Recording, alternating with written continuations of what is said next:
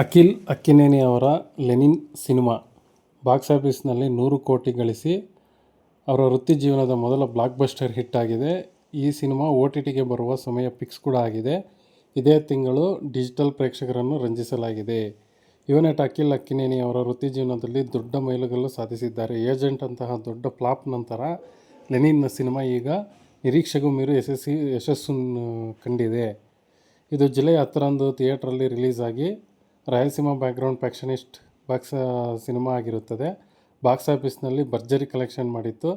ಈಗ 100 ಕೋಟಿ block buster ಮೂವಿಯಾಗಿ cinema OTTಗೆ ಬರ್ತಾ ಇದೆ.